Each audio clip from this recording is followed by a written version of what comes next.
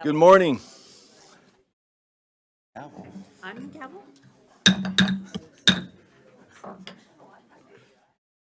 I was the student body president, Exactly. but they all were quiet when I banged it. Good morning. Welcome to the Utah State Board of Education monthly meeting, and grateful to have our board members and staff and stakeholders and the public here, and a couple distinguished visitors that we'll introduce in a moment. But I want to first recognize and thank our Highway Patrol Officer, Chris Horrocks, who's stationed in the back, and remind everybody the emergency plan is we have 2 doors lead to the hallway to exit the building. We'll start with the Pledge of Allegiance. Vice Chair Hart is going to lead us in that. If everyone will rise. I pledge allegiance to the flag of the United States of America and to the republic for which it stands, one nation, under God, indivisible, with liberty and justice for all. Thank you, and we are glad to have several new members of our board here today that will be now sworn in. Grateful for those board members who are no longer with us. We miss them and happy to be here. We also want to notice we have a couple of board members that are not here but are joining us remotely. Randy Booth and Natalie Klein are also with us, and Jenny Earl, all here joining us remotely. We want to welcome these new board members and those who were recently re-elected and swear them in. And we're very pleased to have 2, as I mentioned, distinguished guests and visitors. Our Lieutenant Governor Deidre Henderson is here. In addition to being the Lieutenant Governor and being heavily involved in education issues at the Governor's office, she is a former senator who spent a great deal of time and energy on education bills and is heavily invested in the work that we do. And so we're grateful to have her here with us to do this important task. And we also want to welcome back Brittany Cummins, who is the Governor's Senior Education Policy Advisor.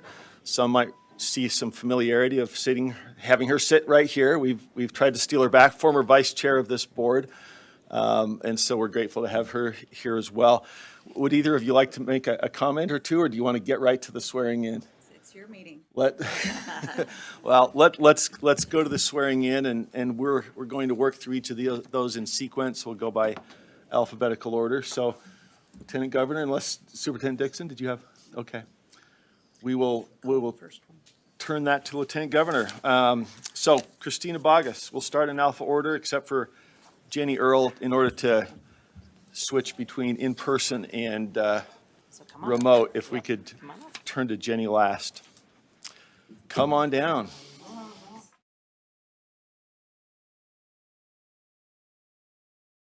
right in front of the flag. Yes. Yes, it is. Okay. Need a microphone or anything so people can hear her? Are we okay, or? I don't think anybody's okay. Yeah, just go ahead. Okay.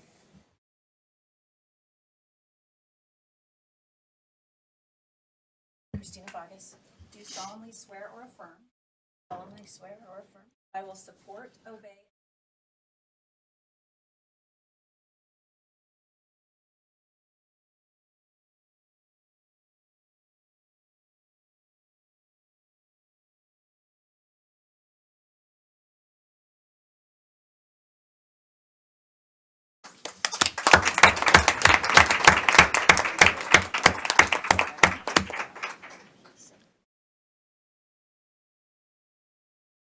After? Oh, okay. Okay. We'll sign those in a minute. Cindy Davis, come on down.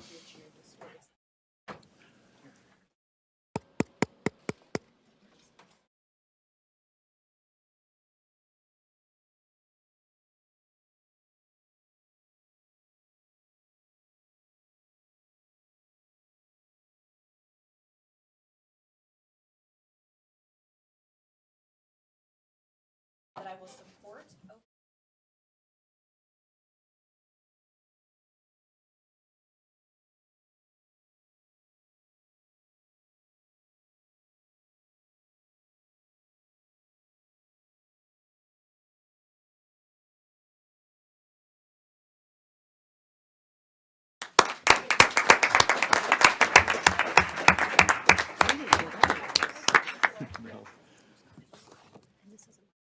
Emily Green.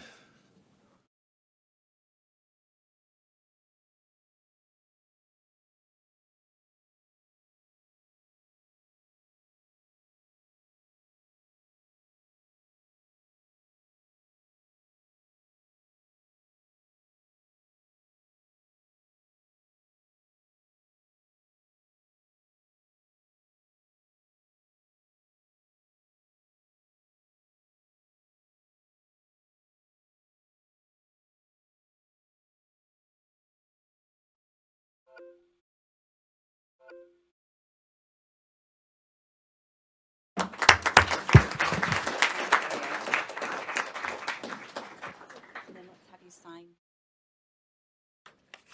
You need to sign.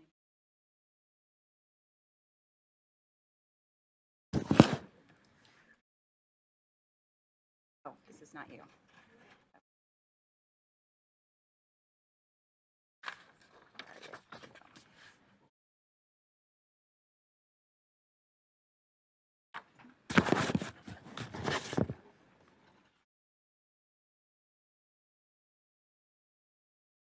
Joseph Carey, you're on deck. Excellent. No, that's later. Okay.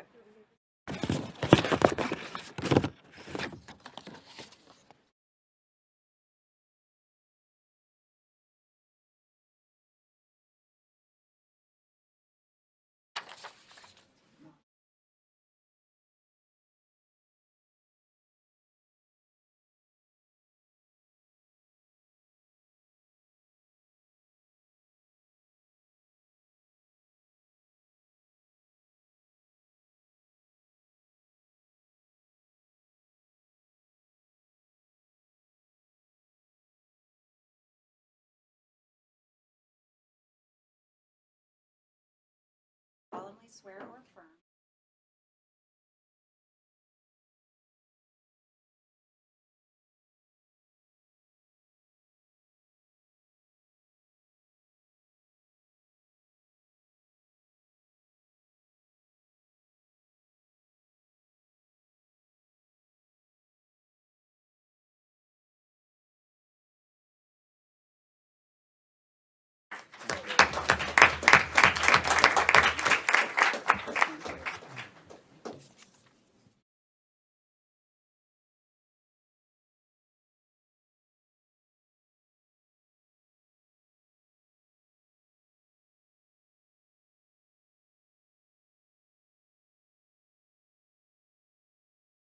In this pile for archives.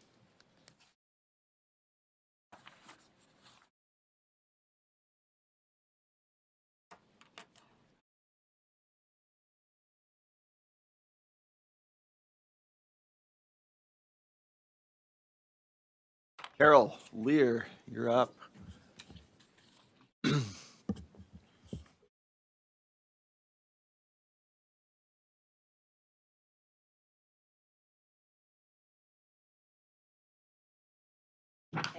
I state your name. I, Carol Barlow Lear, Do solemnly swear or affirm do solemnly swear or affirm that I will support, obey, and defend that I will support, obey, and the defend Constitution of the United States and the Constitution of the State of Utah, the Constitution of the United States and the Constitution of the State of Utah, and that I will discharge the duties of my office with fidelity. and that I will discharge the duties of my office with fidelity. Congratulations. Thank you. Sarah Reel. Oh.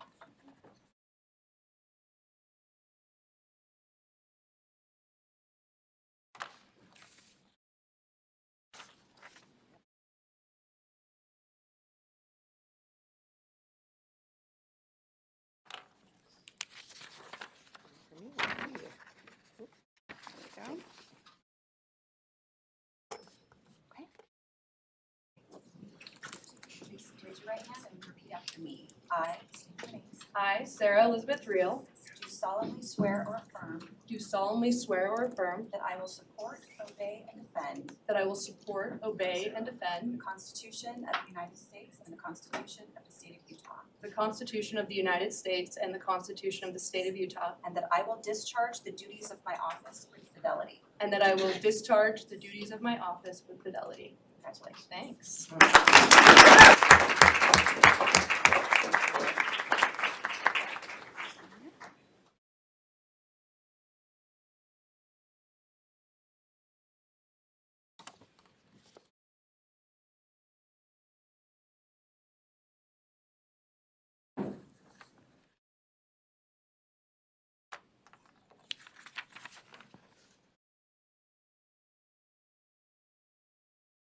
Leanne Wood, come on down.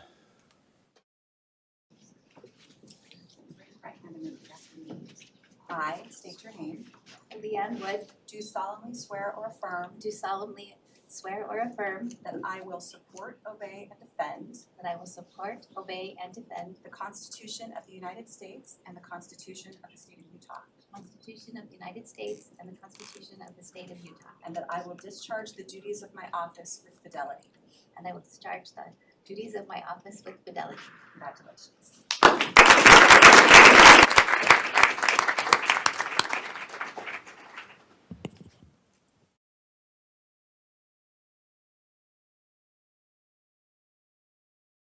We'll wrap up with Jenny Earl in a moment.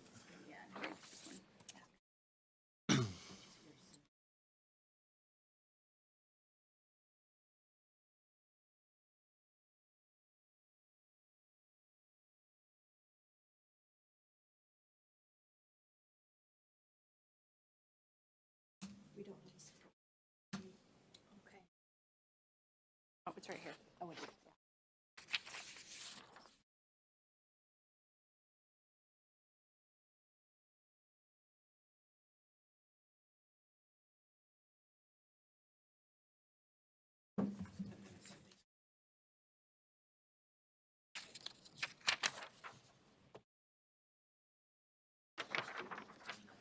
This is the second one. Yes, this is one pile. This is your Cindy's is in here first. Okay, this is the other one. Problem is.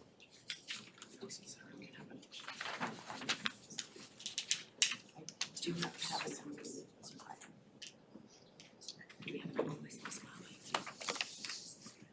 Yes, you just need to sign this one. And probably this one too. Oh, she did sign that one, okay. Sign this one. And then you can sign Jenny's. Okay. And then she comes back, she's back, she signs hers, and then it's being released. Yeah, we'll just, we'll get that over, yes. Okay. Okay, where do I face? To right here? Okay. Oh, there you go. Hi, Jenny. Jenny, can you hear us? Jenny, you're muted. Can you hear us, or do I need to unmute her? They said they can't hear. Use a mic. Yeah, it's. We might need a. Okay. Let me see Yep. if I can fix that. Can she? Sorry, we're noticing now there's no sound on your end, so we're addressing that. Molly. They can't hear us. Why would I tell them that we're fixing it if they have no sound? Yeah, that's pretty good. Thank you.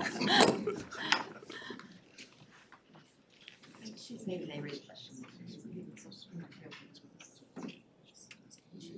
I'll just comment, we're very grateful for Lieutenant Governor's time. I understand there will be a couple minutes out in the hall if you want to stop for photos, and then she needs to move along. And then if you want, if I'm hearing that right, is that okay? And then we have a little bit of play in the schedule. We don't have any public comments, so we do want to shoot for getting back a little after 9:30. But if you have a moment, you want to spend time with family taking some photos, feel free to do that after Lieutenant Governor leaves us. Chairman, do you want them to have their family stand, maybe start with Christine and just acknowledge their families? Yeah, well, I was going to wrap with Vice Chair Earl, but yeah, let's do that. Just a moment before we break. Do you want me just to call her on the phone? Oh. Yeah, that's right. I only have the 2-year term. That'd help move things along. Either way is fine with me. Thanks, Sarah. I thought they Preoccupied tomorrow, right? Can you hear me? Yeah, sir. She's on, sir. Oh, She's on now? Jenny, can you hear us? Can you hear me? Oh. We got I you. can't hear Okay. anything.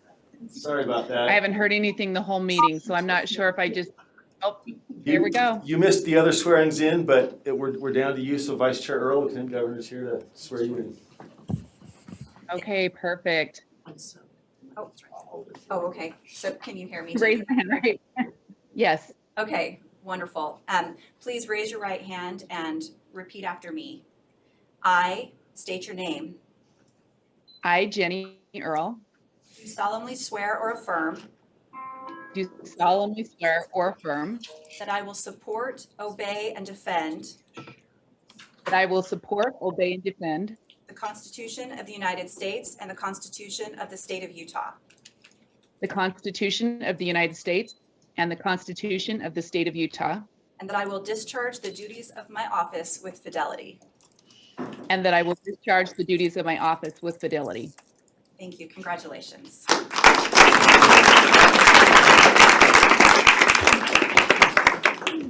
Thank you, Lieutenant Governor. Congratulations to all of our newly elected and re-elected board members. It's a tough slog out there to get here, but you're part of a great group. We congratulate you and look forward to working together on all these important issues. Could we just ask the board members who were just sworn in and their family and friends who may be with us to stand for a moment and we could recognize you?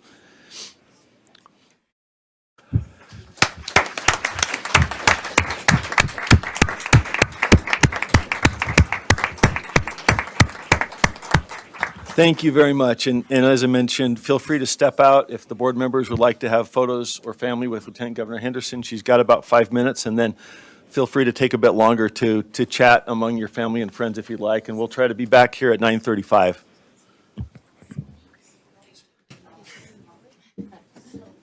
Folks, if we're close to ready, Vice Chair Hart has the You are not talking loud enough. Vice Chair Hart has the hammer of Thor and is ready to gavel us back in session.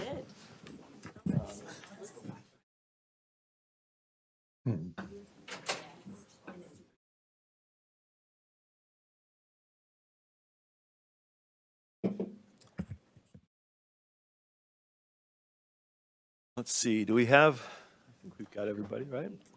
Okay. All right, well, congratulations again, and thank you to family and friends for joining us. We have a little play in the schedule today because we don't have public comment, so glad you had the opportunity to celebrate a very momentous occasion. And our next opportunity is another momentous and optimistic occasion. We have a board member message from Randy Booth, who is our new chair of Standards and Assessment Committee and is joining us remotely. So, Randy, if this is okay, I'm sorry for the delay, but we will turn it to you. Thank you. Can you hear me all right? We can. Can you hear me in the back okay? I think we're good. Yes, thank you. All right. Well, Happy New Year, everyone. Let me be one of the first to welcome you to the Utah Board of Education. We welcome new board members. We're happy to see a few familiar faces, and we hope that we can move forward together, new and old, in the very most productive ways possible as we join with the tireless efforts of our incredible USBE staff, who 24/7 are the real dream makers. Together, we lead an army of thousands across the state who do their best to help every Utah child reach their potential. This new year is a great time to reflect.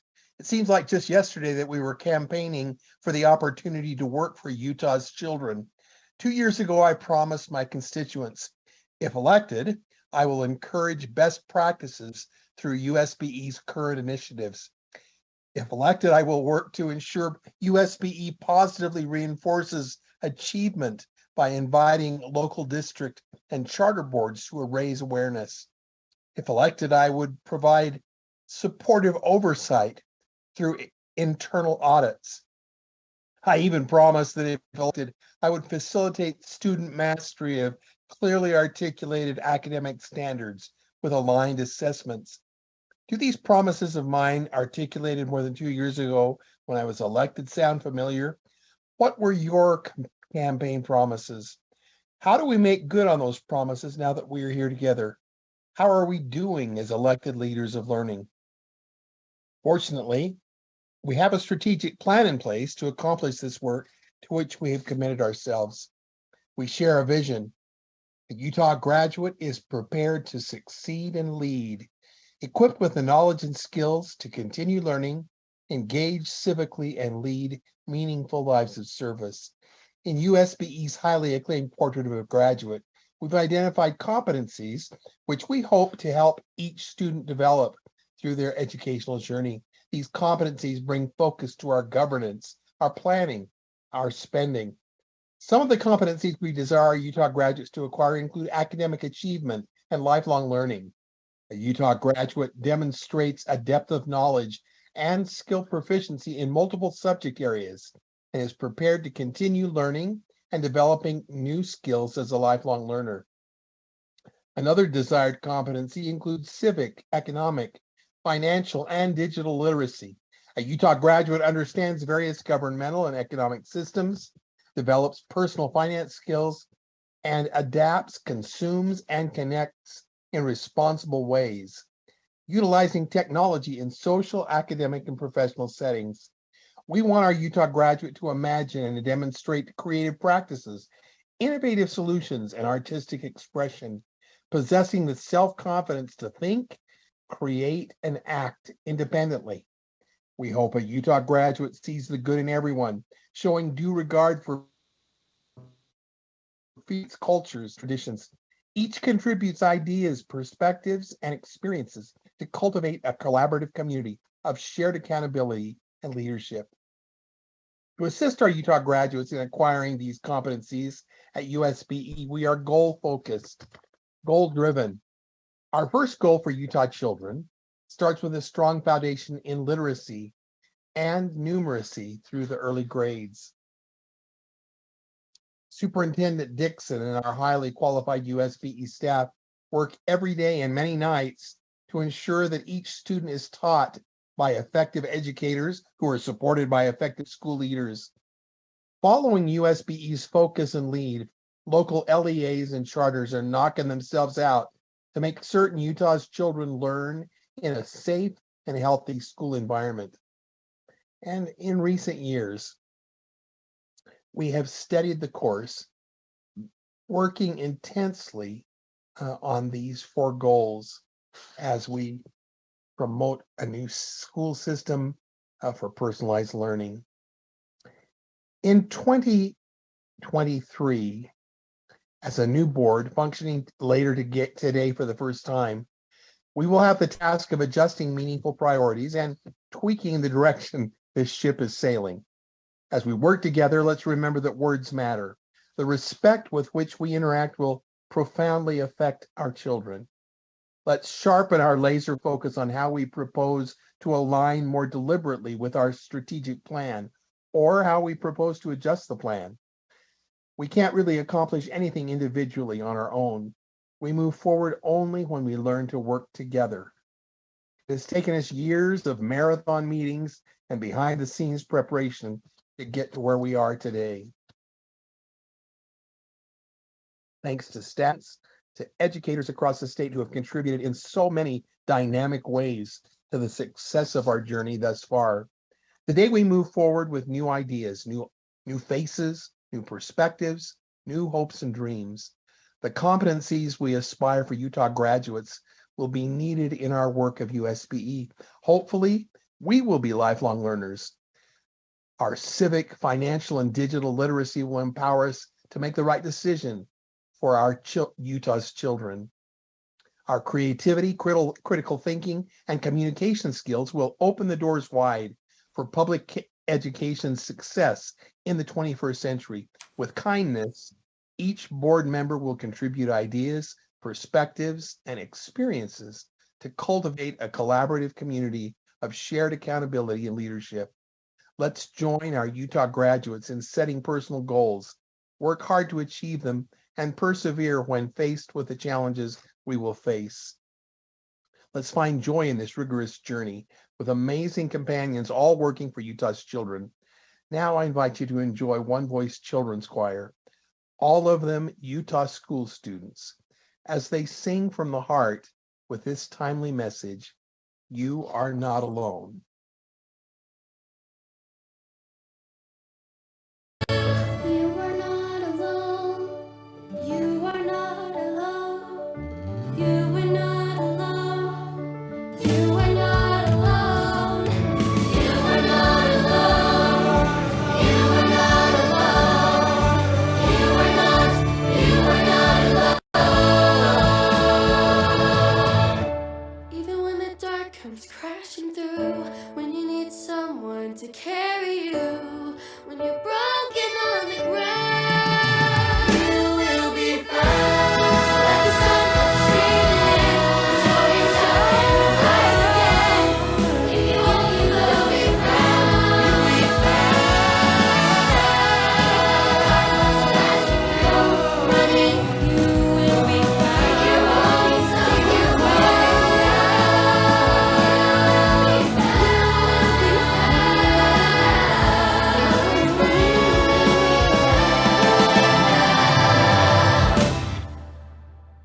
You will be found.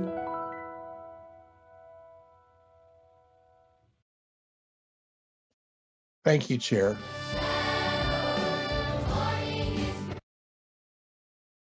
Thank you, Randy.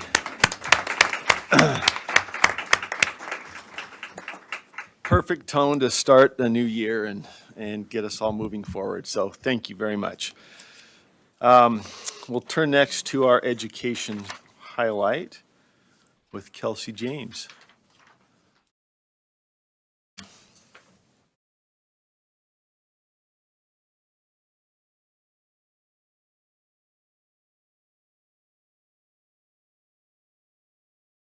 Thank you, Chair. Kelsey James, Board Communications Coordinator.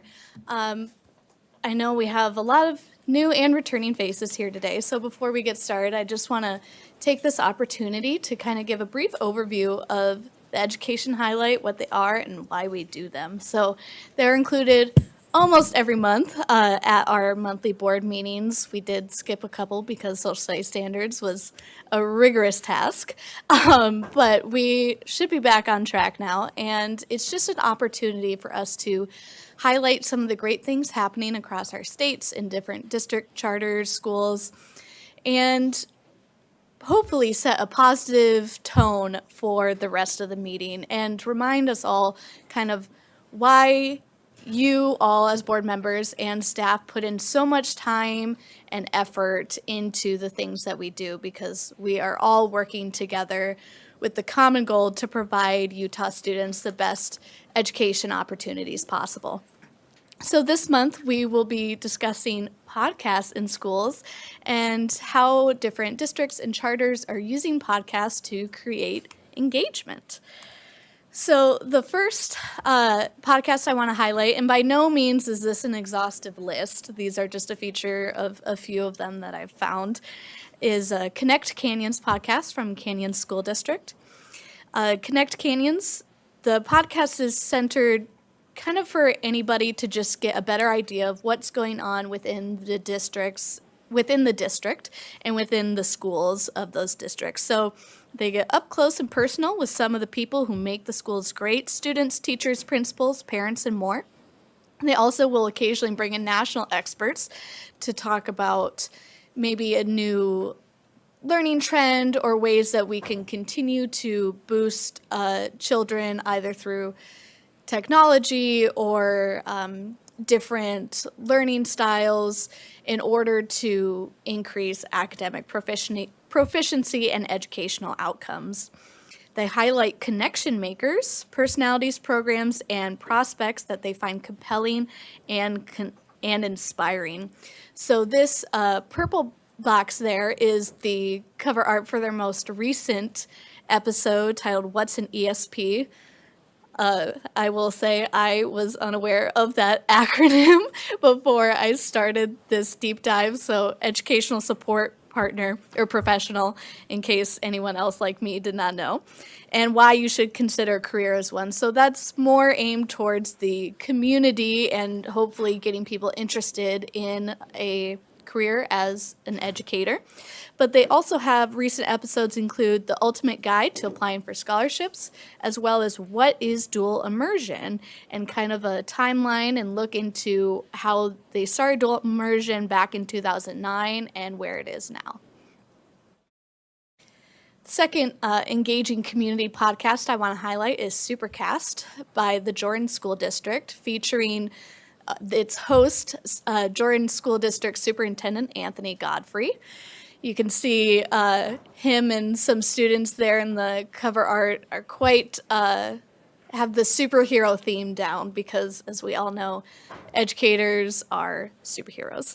So it's a weekly podcast hosted by Superintendent Godfrey, which was launched in 2019 to reach out and better understand what students, faculty, and staff in his district are experiencing.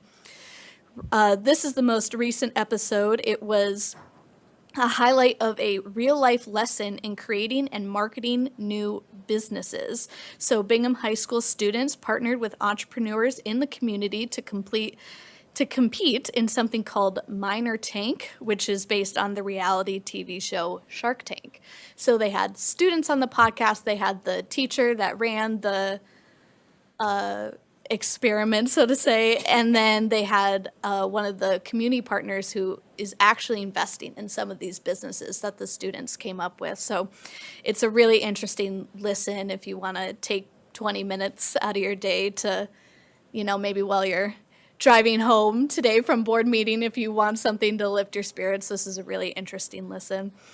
Also, other recent episodes include a feature of Copper Hills High senior Anya Hatch, who is actually a World Wrestling Top 10 champ, and a highlight of a tradition started by one teacher at Harriman Elementary School who is now helping homeless children and teens throughout the year.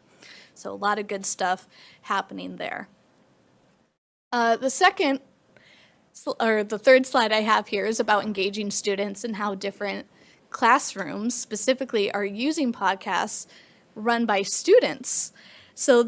And fun fact, way back and Board Member Davis can correct me if I don't have my facts straight here, but way back in 2006, a school in Davis School District where Principal Davis presided started using the podcast format to have students demonstrate mastery of standards. So they were quite cutting edge at the time, and now it's becoming more and more possible because it's a great open format for students to use while still having to do a lot of pre-work, a lot of post-work with writing scripts, coming up with questions, some basic editing even, as well as showing their mastery. So the first is Upland Terrace Podcast from Granite School District featuring Miss Grover's third grade class. It is a bi-weekly podcast hosted by the class where the kids ask students and adults at Upland Terrace the questions you really want to know. So if you need a look into what's happening at one elementary school, that is the place to go. The second is I Be Wondering from Hawthorne Academy featuring Mr. James's fourth grade class. And the podcast equipment for that podcast was actually funded via the Utah STEM Action Center grant. So the state had a direct role in making that podcast possible. And the students there use the IB units, which is more kind of open query-based learning, to come up with their own questions and kind of set up some of the lessons for themselves. They tell their teachers, or their teacher gives them a topic and says, what questions do you have? And they bring the questions, and that's kind of what they learn about, obviously aligning those questions with the standards. The last one second to last one I want to highlight here is Bite-Sized PL from Davis School District. This is more geared towards teachers specifically. They're about 20-minute episodes where you can hear meaningful conversations about education, and they're hosted by Jeanette, Jared, and Katie, which are Davis School District new teacher mentors. Recent episodes include a discussion about job efficiency and how to make the most of classroom discussions. And they have a quick little promo video here. It's just a minute, so I'm going to take the opportunity to show that to you.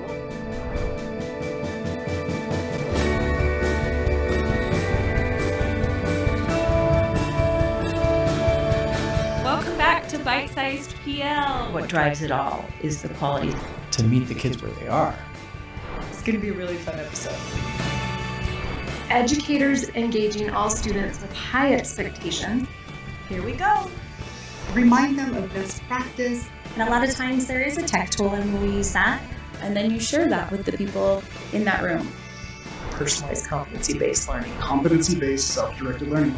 Take your teaching to a new level. Keep improving it. It doesn't have to be just one thing. That speaks to the direction we're headed. All of my teachers were so amazing. We need teachers to feel empowered. No part of the organization can compare to the importance of teachers in our mission. So you see it says you can subscribe and download, and it has a few different services it lists there. I just want to let you know if you all are interested in kind of exploring more about any of the podcasts I featured today, I can make sure to get this PowerPoint to you. All of the cover art, the episode art is linked directly to, so it'll take you to that podcast page. So you can listen and hear more firsthand about what they're doing. And so that leads me to my last podcast I'm going to highlight here. We have a lot of schools, a lot of charters that are and districts that are using podcasts to engage their community, their students, and their teachers. But what is USBE doing? Well, never fear, we have jumped on the podcast bandwagon, and we are launching a podcast called Schoolhouse Talks, Voices in Utah Education, featuring our very own Superintendent Sydney Dixon. You can see the wonderful art there designed by our interactive media designer, Barbara Fuentes. And one episode, it's going through some moderation processes right now, but it should be ready. It should be public any day now. It's a conversation with 2022 Utah Teacher of the Year Chad Warnick, as well as some special guests of Utah elementary, junior high, and high school students. They also have episode 2 already in the queue.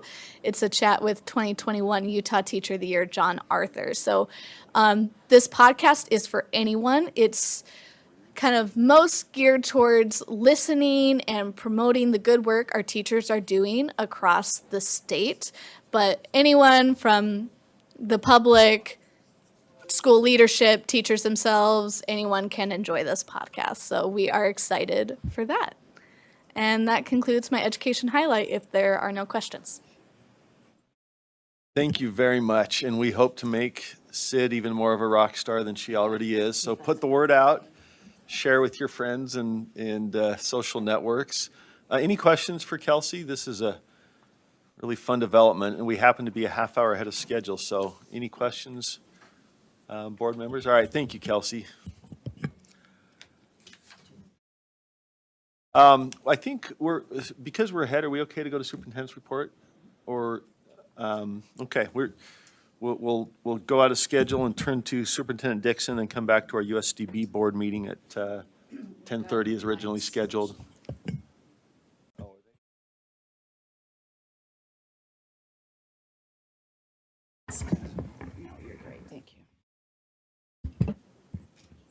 All right, I think that's on. Okay, well, we will start by sharing student artwork, and we have a new arts coordinator. So we will hear from Rachel College, and she will share a bit about the art, the wonderful student art that surrounds us each month. This is such a great tradition. I'm so grateful that the board keeps supporting the arts in education. So Rachel? Flow. Okay, how to schedule. All right. How about Employee of the Month? Let's move to Employee of the Month. Okay, we're here. All right. I am really excited to share with you Employee of the Month. Kelsey, are you driving? You want to bring up that slide?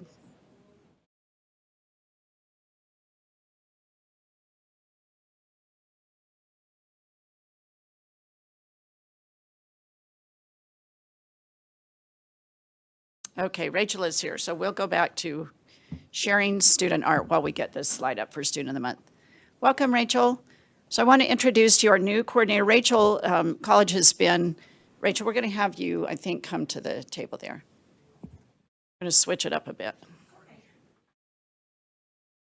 So Rachel has been serving in teaching and learning, and she's just been such a fabulous staff member. We're excited to have her in this role. She has a longstanding background and passion for the arts, and so she will be the face of sharing the arts with us, student artwork. So Rachel, we'll turn it over to you.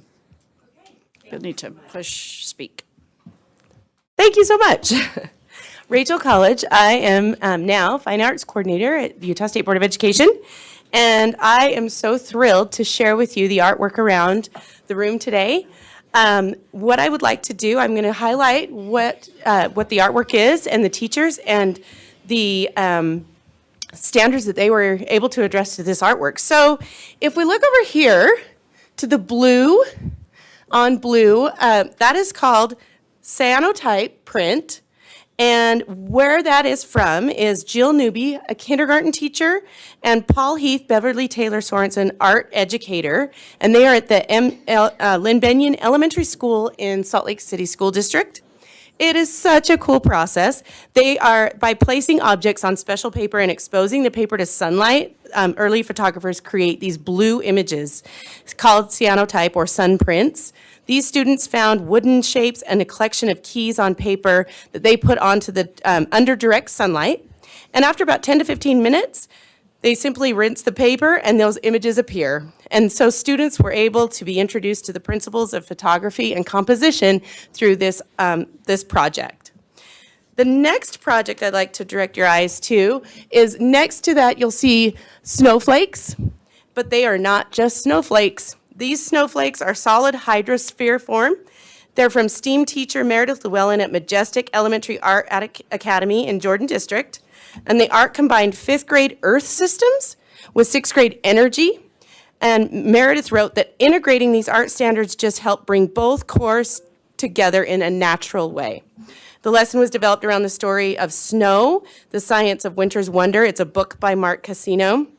Each student received a copy of this book at the Title I Literacy Night. And this book illustrates how water vapor gathers around the speck and forms into hexagonal crystals when it freezes. Who would have thought when you look at those crystals, those snowflakes, that they are learning so many components? This is an example of changes of matter, and students learn how each snowflake forms around a speck of dust, ash, bacteria, or pollen. They were able to then describe geosphere or biosphere interacting with the hydrosphere. The next one are the adorable umbrellas. They are kindergartners, and they are from Majestic Elementary Arts Academy in Miss Llewellyn's class. This was about the effects of weather patterns and how the effects of weather patterns on human behavior. And they built skills in various media and approaches to art making using various materials to create a story. And so one of the components is they drew themselves under those adorable umbrellas.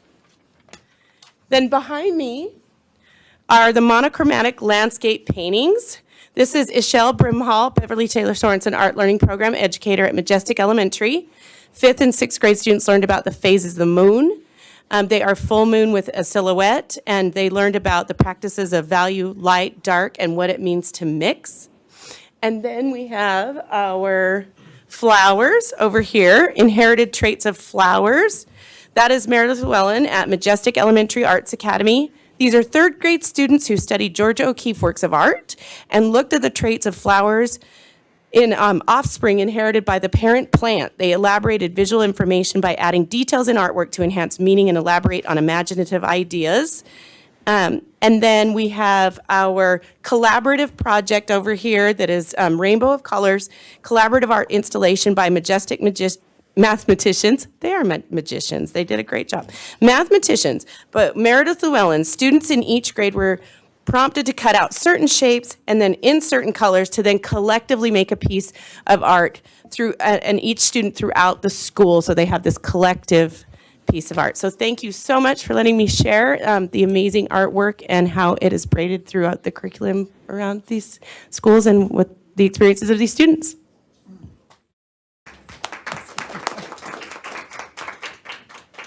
Thank you so much. You know, when I was a principal, I used to, if I was having a hard day, I would go to kindergarten, just go sit in a kindergarten class, and everything just became better. And I feel that way about having art around this room. When you all are engaged in deliberation, it just reminds us of what you're deliberating about. And I so love that we surround ourselves with student art. So thank you, Rachel, and the entire Fine Arts team for all of the work that goes into collecting, collaborating with the teachers, and then displaying this throughout the month. So thank you. We'll now move to Employee of the Month. So if we could have Melissa come forward and just be in the hot seat. I'm really excited to introduce you to Melissa Cowder. And yeah, just go ahead and Patty will. There. Melissa is a specialist in our child nutrition programs. She is a support to our CMP team, and she was nominated by Michelle Martin. Michelle, wave. They can see awesome Michelle Martin. We have such, excuse me, such a great team in our child nutrition program, and there are some positions that there tends to be turnover, and it's just the nature of the program, the federal program, and that happens all across the country. But Melissa is the glue that kind of keeps it all together. So she's the one that will lean in and say, let me help you with that. Let me keep that going. There's a big, excuse me, sorry. There is a software program that is being newly implemented. And you all know when you take on new software, there's a lot of frustration that can go with that. But Melissa, again, helping the programmers. We had an audit recently on a federal program, and Melissa was the point person who really helped the auditors get the information they need to do their best work. And that's just the core of Melissa. It's leaning in to say, how can I help? And Melissa is also very integral in working on the culture of our agency. She has been leading our Employee Action Committee and just has done an amazing job. We have really thrived under her leadership. So it's about time that Melissa has been heralded in this way, and we give away big prizes. So for you new board members, there's an Employee of the Month parking space, and none of us are allowed to park there except the Employee of the Month. So that is a very sacred spot for Melissa this month. And then we also give 8 hours of admin leave time. And we always have to challenge our employees to take that. They're not really good at taking leave. So Melissa, we challenge you to do that. And then the water bottles that you see in front of board members Hymas and Davis, we also give one of those to our Employee of the Month. So that they stand out, and then a certificate suitable for framing. So those are the big prizes that we give away, but the prize that we get in return is having wonderful employees like Melissa. So congratulations, Melissa, and thank you so much for everything you do for our agency.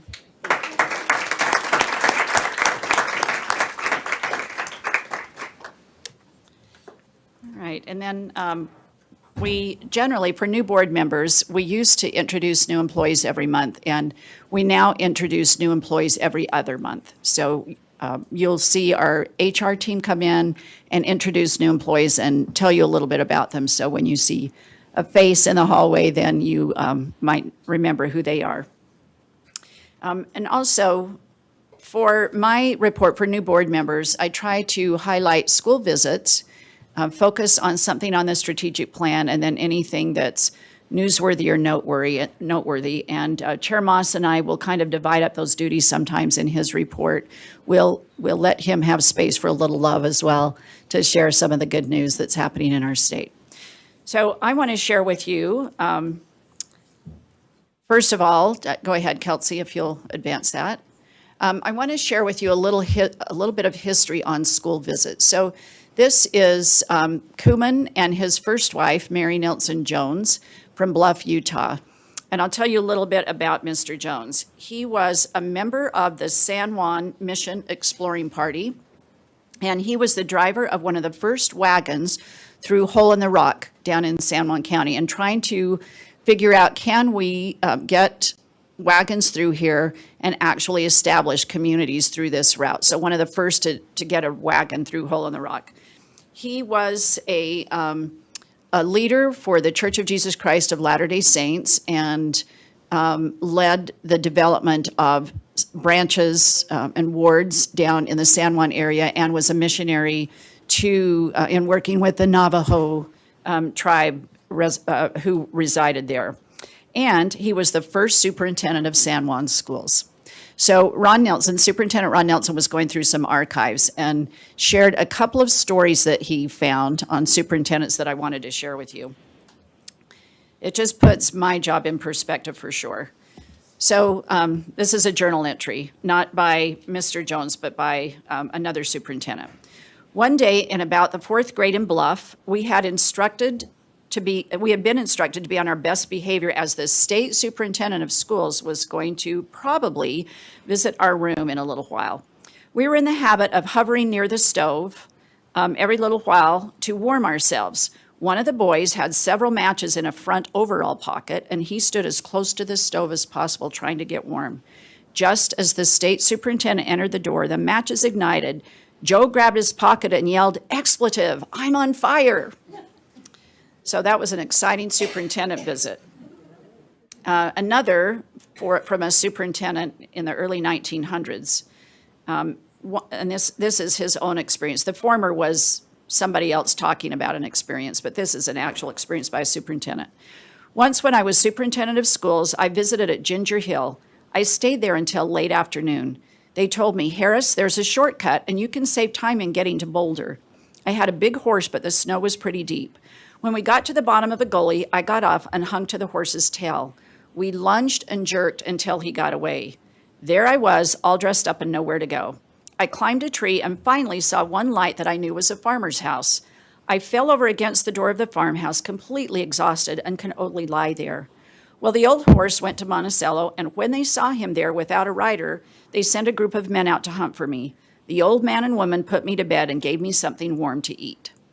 Now, my visits are not that dramatic, but they are nonetheless exciting because I get to see amazing things in classrooms and hear the stories of students. I try to go without an entourage. I like to sneak in and just hang out in the classrooms and talk to kids and teachers. But these wonderful districts and charters sometimes can't help themselves. They'll roll out the red carpet for me, and I so appreciate the kindness that they show to me. So I had the opportunity to visit Ogden District and went to 3 schools, Ben Lomond High, Mount Fort Junior, and East Ridge Elementary. This is a picture that just sort of is a culmination of everything that I saw. But if you look in the top left, you might see our famous Mark Peterson. This is the first board meeting in I don't know how many years that we haven't had Mark Peterson taking notes, answering phone calls. So Mark, if you're listening, you're flunking retirement.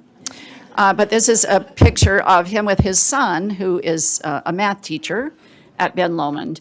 And as I interviewed the students in Mr. Peterson's class, this is Craig Peterson, as I interviewed students in his class, they said things like, I was failing in math until I came to Mr. Peterson's class, and he explains things in a way that helps me understand. He takes the pressure off and lets me go at my own pace, trying to make sure that I learn the concepts. There was a young woman there who said, "I flunked math every quarter." And I said, "What?" And she said, "I'm not good at math." So I said, "Well, what grade are you getting now?" And she said, "A B." I said, "Wow, sounds like you're pretty good at math." She said, "You're right, I am." So just the confidence that he and other teachers build in students was great to see. The other things that I saw at Ben Lomond was a newcomers program. And, oh gosh, I don't have my reading glasses. That would be sort of in the middle on the right. The newcomers class was so interesting. There were about 25 students in the class, and they were from the Ukraine, from everywhere in Mexico, South America, Latin America.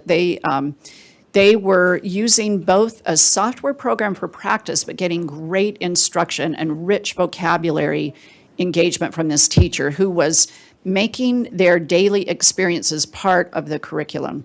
And just one of the most outstanding newcomer programs I've seen for students then to quickly get integrated into school. And remember that they're learning language and they're learning content. So really an outstanding newcomers program that could be replicated across the state. Also, I saw a lot of artwork going on. In fact, when I was there was a ceramics class. It's just outstanding. And they were making ornaments to surprise all of the educators and all of the faculty, the custodians, everybody in the school. They were going to give them these homemade ornaments. And they were just something I would purchase in a store. They were first rate. At Mount Fort Junior, they have a new STEM center that's just quite fabulous. You don't often see that kind of investment in a junior higher middle school. You'll see a STEM center put into a high school, but this was a great investment of a lot of digital work going on, but just engineering and drones and so many wonderful things that you don't often see at the junior high level. And they had made a strategic investment by getting community partners involved. There's an endowment as part of a foundation that helps replenish all of the manipulatives that they need every year. So they've it's a pride and joy, and it should be. They also have a great Latinos in Action class, and it's an actual class that really focuses on service and leadership and communication skills. So they do a lot of writing and speaking and find ways to really engage all students in the school. And they also, the school Mount Fort is very focused on connections with families and supporting parents. And then Eastridge Elementary is a dual language immersion program. They also have a preschool.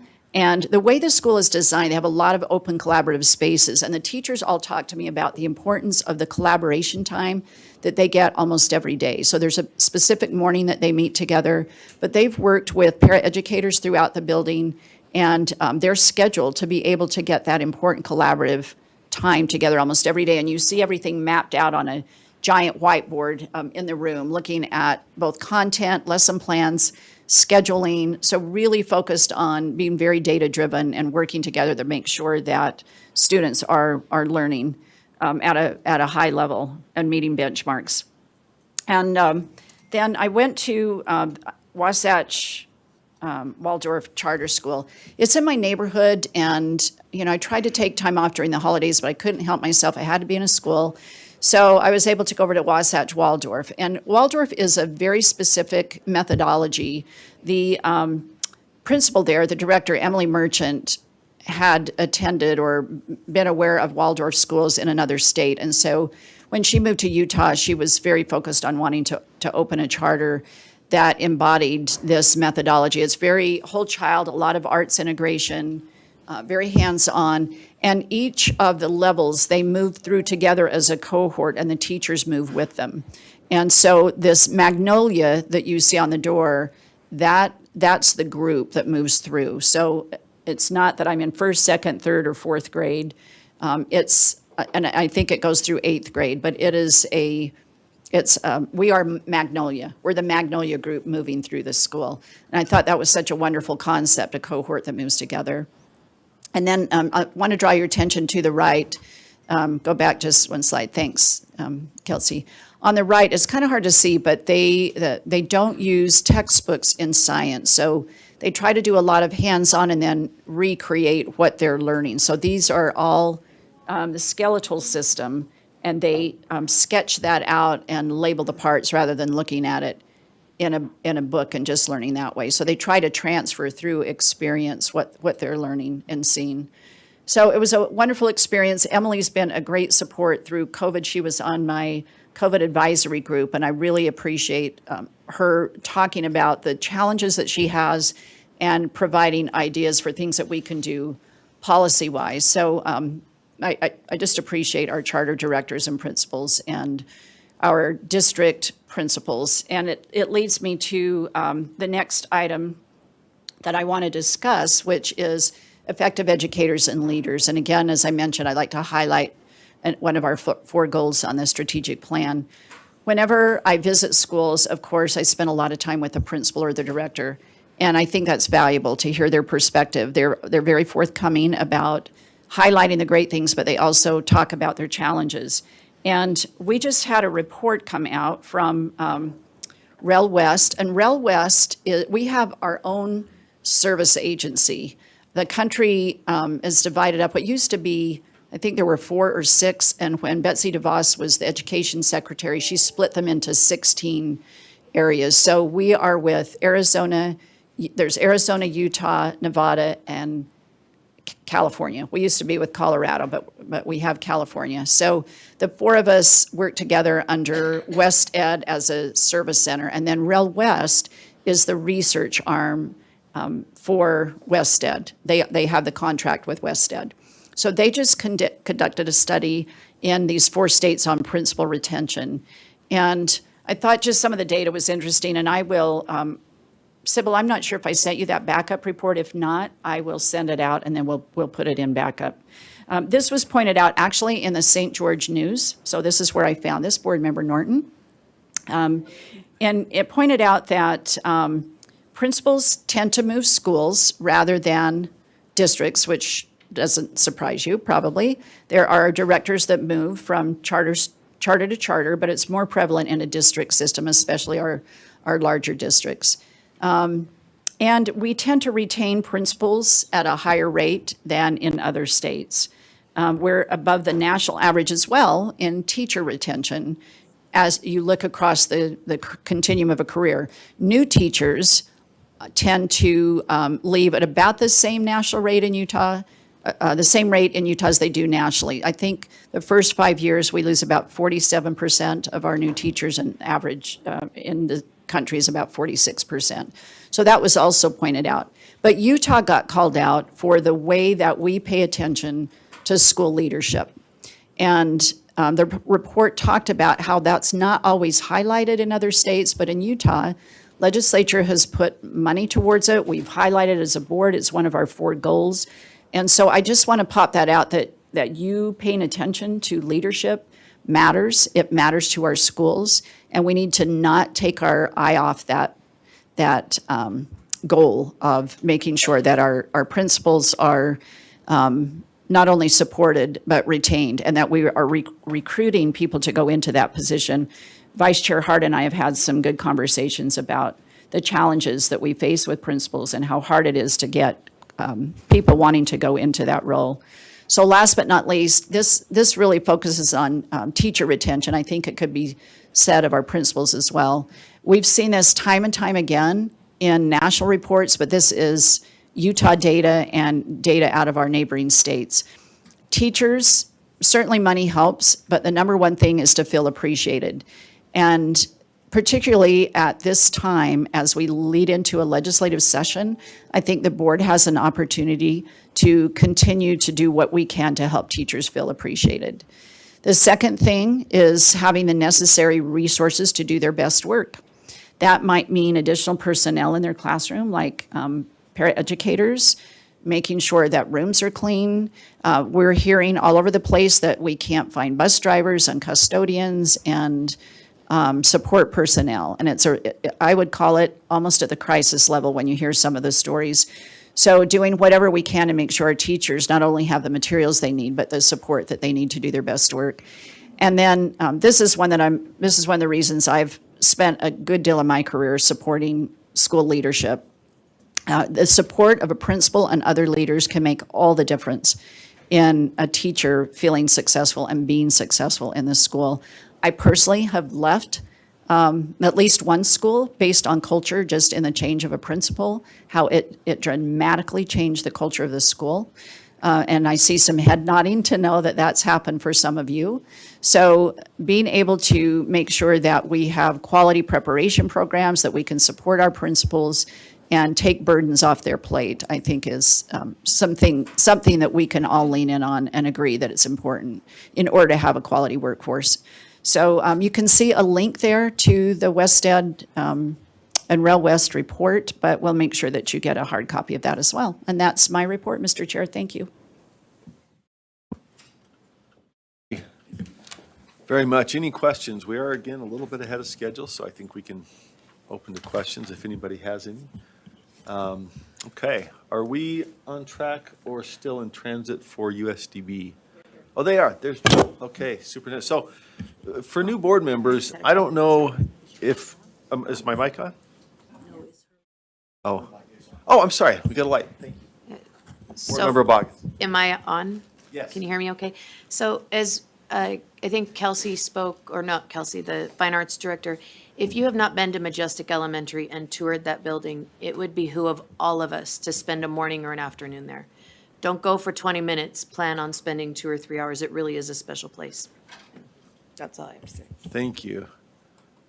So I was just going to comment that when our new board members signed up for state board chair election, I don't know if you knew you were running for a local board position as well.